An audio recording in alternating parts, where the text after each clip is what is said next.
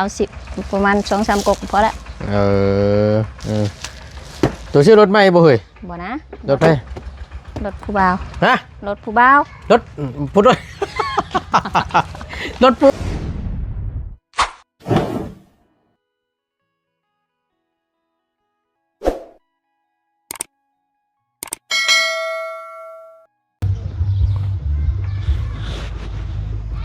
ก่อนอื่นพี่น้องกราบสบายดีและสวัสดีพ่อแม่พี่น้อง FC เบิดสู่คู่สู่คนเด้อพี่น้องเด้อบ่ว่าสิอยู่ในและก็ต่างประเทศก็ยินดีต้อนรับเข้าสู่ช่องประธานป้อง Channel คือเก่าเนาะนำเสนอโดยบ่ตูนคือเก่าคือเดิมพี่น้องเพิ่มเติมเนาะมาพอดีทั้งบ่ตูนก็หลังจากที่ได้เอารถถีบ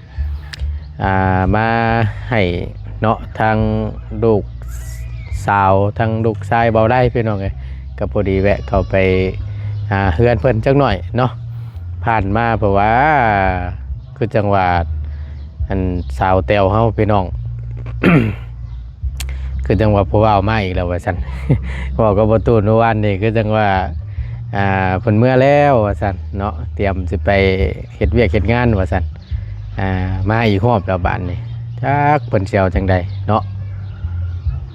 ไปเดี๋ยวเข้าไปเบิ่งไปชมน้ำกันอีกรอบนึงเนาะเดี๋ยวถามเบิ่งก่อนว่า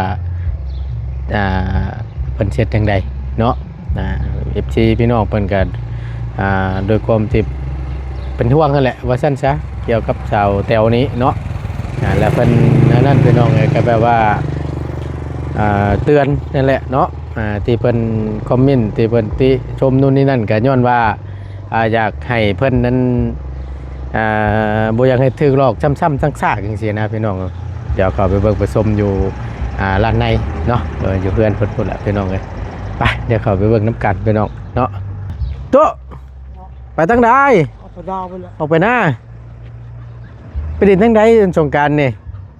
ไม่ได้ไปบ่ได้ไปซ้ำโอ้ยไปคือมือเงินเรื่องไปเงินบ่มีเขามีเงินเขาไปเขาเลยยาวเอาพี่น้องเอ้ยเนาะเดี๋ยวเข้าไปเบิ่งก่อนเบิ่งเดี๋ยวว่าตุ้นเอามีเข้าไปต้อนสีไส้ก่อนคือจะว่าเงียบแท้เนาะบ้านมีเป็นสิบอยู่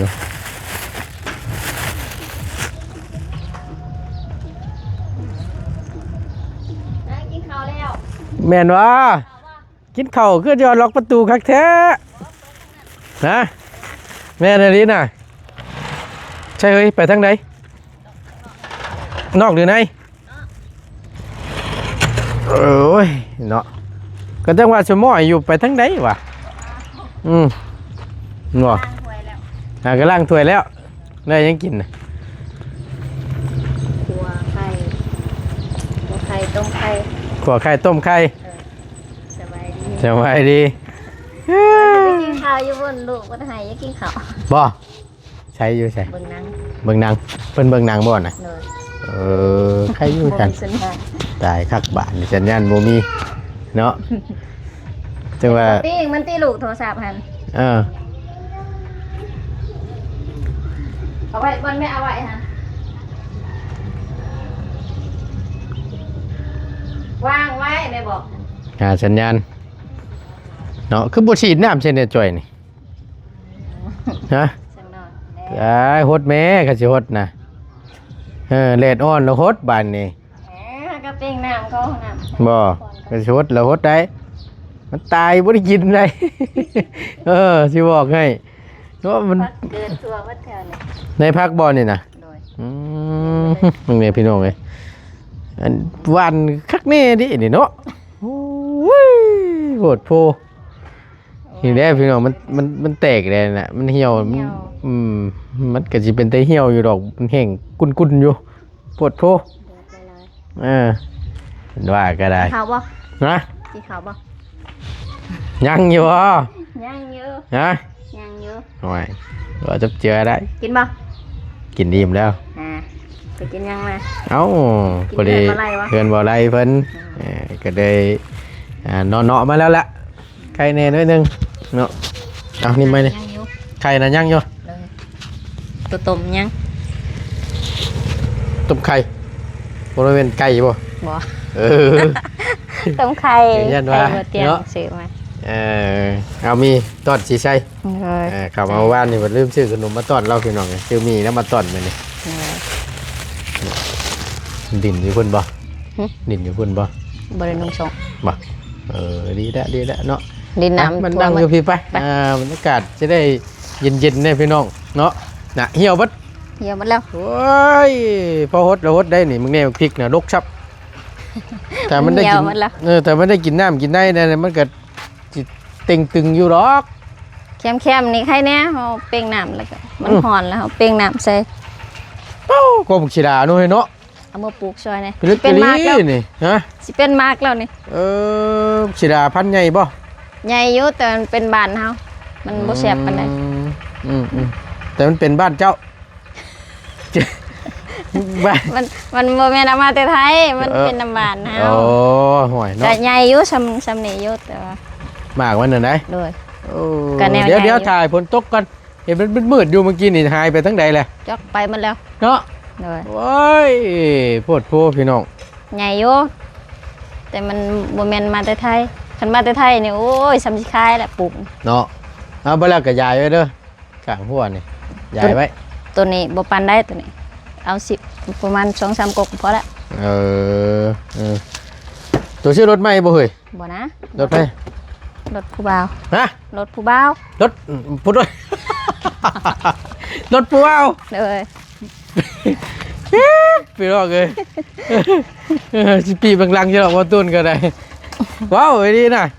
เลย ตายลมเมื่อวานนี่ขึ้นมาใหม่บ่ มาใหม่มาฮอดประมาณ มา เที่ยงนี่แหละ มาแห่ เฮยังไง มาแห่พระ เฮพระ เลย โอ้เรามาเฮพระน้ เลย ำแม่นบ่อย่ามาอ้างได้พระนั่นนะอย่ามาอ้างได้บาปเม่นได้ บ่เพิ่นให้ก็มามื้อนี้ แม่นบ่ใช่คือตัวเว้าตอนนั้นคือจังว่า เมื่อแล้ว เมื่อเตรียมสิไปเฮ็ดงานว่ะ เตรียมเครื่องเตรียมอันนั้นแหละ เพิ่นเตรียมแล้ว มื้อใดไป วันที่20หลังจากแล้วพอเตียงบ่ให้นอนคึดมื้อแรงก่อน ให้ไว้ขึ้นนะ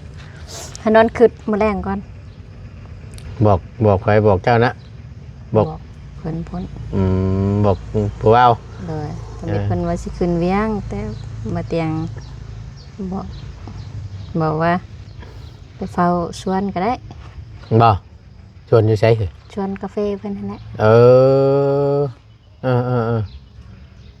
เอาบ่เตียง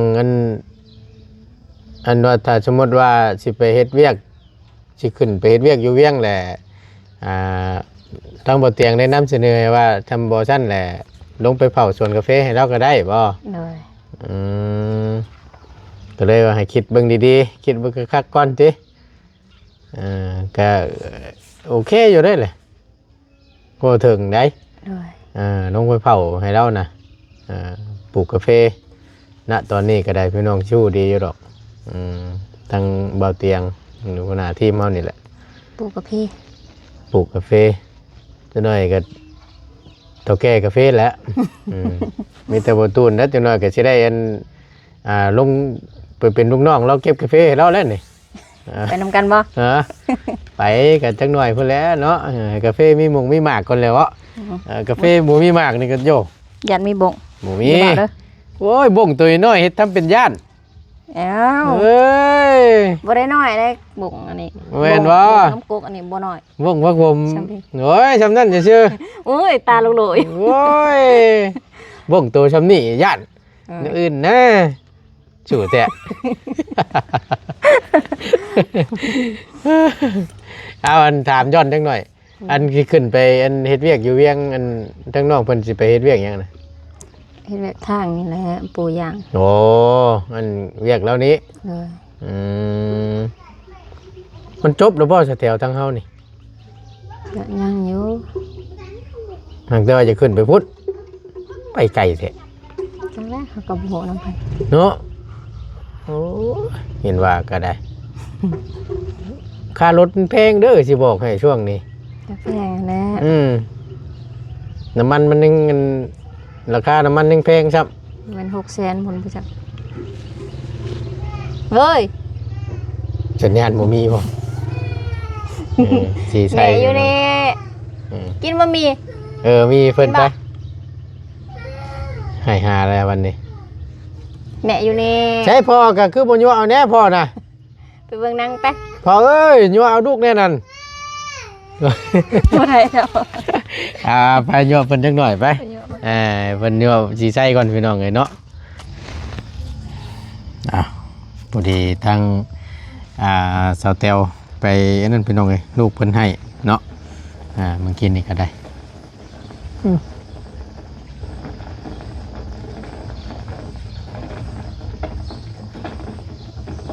เปิดน้ำบ่เปิดน้ำบ่จอยฮดมาแน่เราพักหญ้าขาหุ่นนะก็ได้หวดมาแน่ฮะ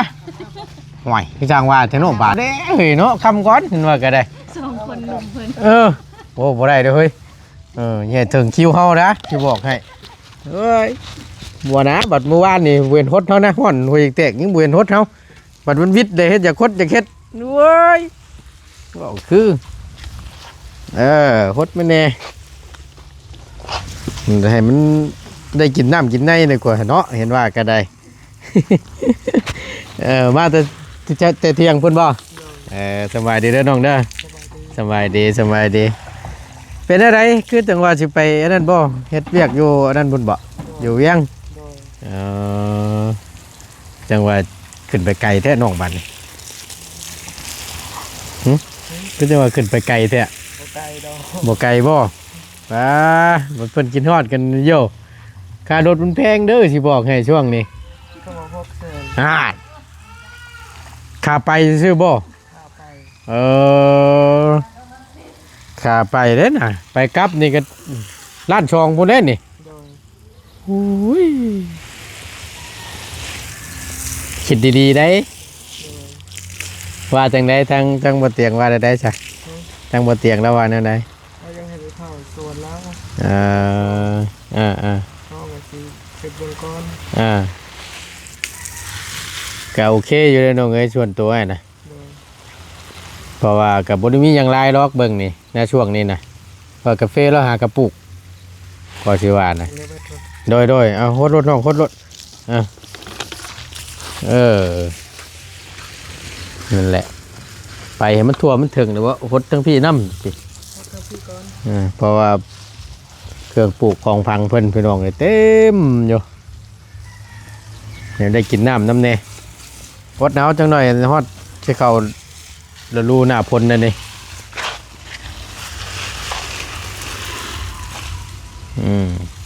ผงบักพริกเนี่ยก็ไม่ได้กินน้ำกินในเนี่ยก็โอ้ยหัวหนูว่าวดอกพี่น้องนั่นโย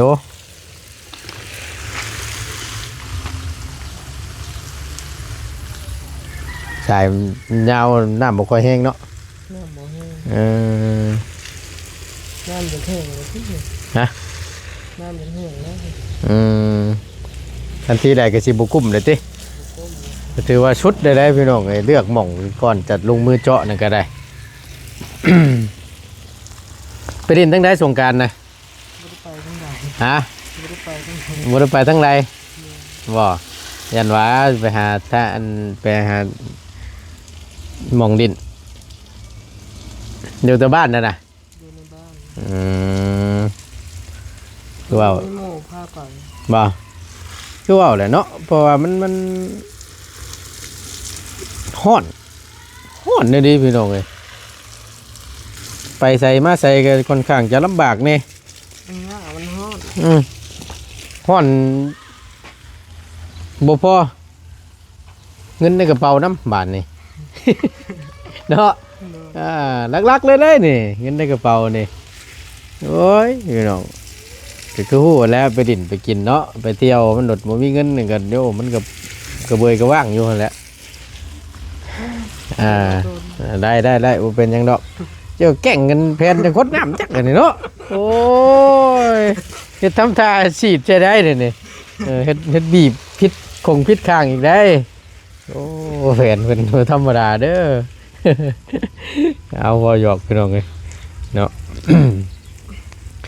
บามือฮดก็ได้เนี่ยมือหนึ่งสองมือแล้วก็จังฮดอีกมันมวนว่าบ่มีหมากเดี๋ยวนี้เลยพี่น้องเลยหมากมันรกจับเขาปลูกไว้อย่างซี่นะใครกว่าเขามันอันนั้นอยู่พี่น้องเลยใครกว่าเขาสิไปซื้อคือเพิ่นทุกครั้งอยู่มีที่มีอย่างเตรียมไว้ปลูกนั่นนี่พอได้กินได้นี่เดี๋ยวกินแล้วก็ขายบาทนี่เดี๋ยวกินก็ขาย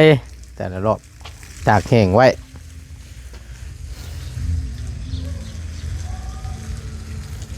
จอดสายมันขอดจะเกิดคือควายแต่น้ำมันโมแห้งเนาะ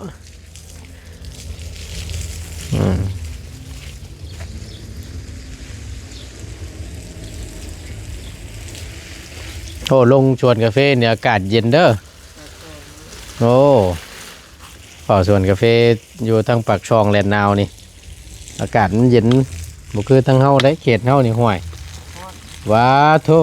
41-42องศาก็ยังมีได้พี่น้องไอ้บางมื้อที่ผ่านมานี่สุดเลยได้น่ะอยู่ทางบ้านเฮาซำนี้อุณหภูมิซำนี้อยู่ทางพุ่นนั่นสิบ่ปานใด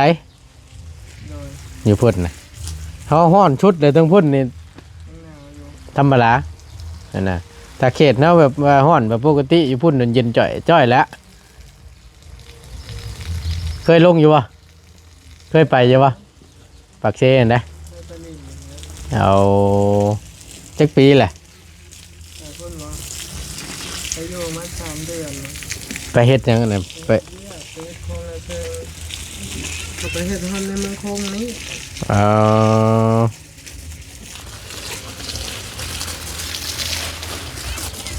ได้3 เดือนเฮ็ดตัวที่ว่าเฮ็ดอยู่ประจำนี่บ่แต่ก่อนน่ะนะเฮ็ดเวียก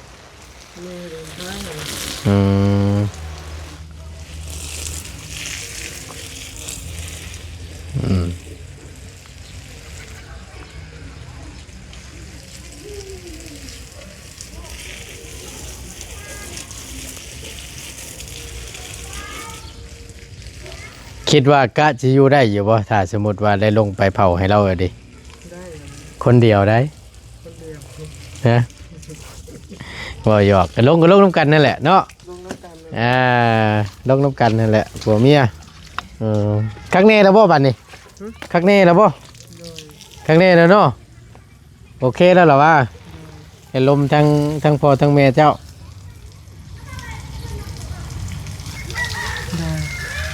เรียบร้อยเนาะเพิ่นบ่ได้ว่าอะไรบ่โอเคแล้วสั่นดีแล้วให้มันชัดเจนจริงๆแหละพี่น้องเมื่อไรเพิ่นมาอันนั้นไหวคอยังบ่มีคำอยู่หาก้อนเนาะคำก้อนโคตรก้อนดีแล้วซอยกันช่างซอยกันหานั่นแหละเฮ็ดได้คะแนนบ่ติยังกันก็ดีแล้วล่ะเอาโดด หักแพงกันไว้ผู้นี้บ่ติผู้นั้นบ่ติผู้นี้ก็ใครอยู่เนาะก็คือว่าอะไรพี่น้องก็สิห้ามคนหักกันนี่มันก็ห้ามบ่ได้เลยเนาะเรื่องเทื่อใช้โอ๊ยตายตื่นเด้มายามใดดิโอ้กินน้ำเย็นกันน้ำเย็นยอมใจบ่ก้อยบ่นะนี่มาจำยังกันเนาะไอ้ว่าก็ได้เอากระมิตรเตรียมเก็บเพลงไว้ลงไปพูดแล้วปานนั้นเพิ่นว่าอยากกันอันนั้นจับกล้องเบาตูนไปน้องไงเอากินน้ำเย็นก่อนจังหน่อย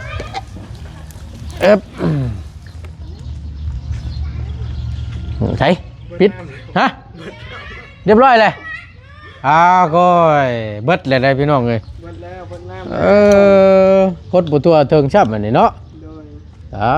ใส่อันปิดนี่แม่จังหน่อยไฟใหม่ได้น่ะถอดแล้วบ่ขนาดว่าถึกหม่องมันเท่ๆได้ดิเนาะตายพี่น้องเลย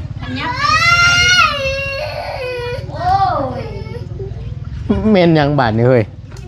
ฮะ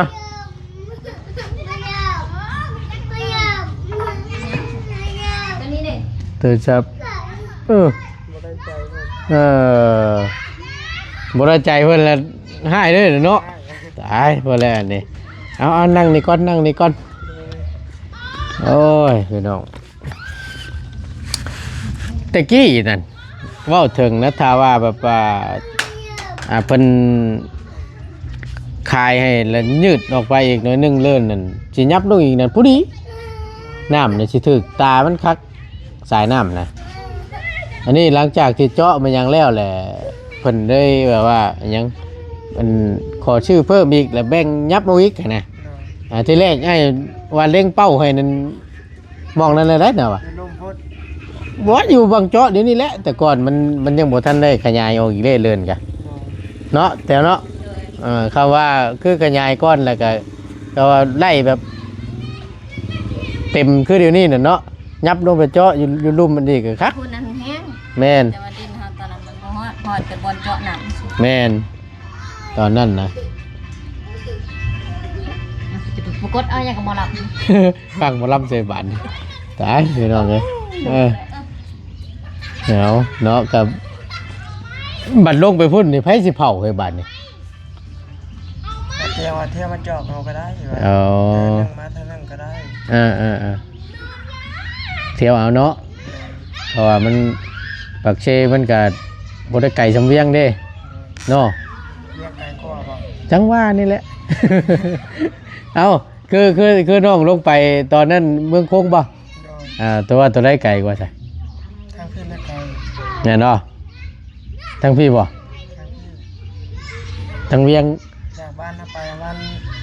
พอตอนซื้อมัน200นัด อืม เล่นบาเตียงเอาเนาะ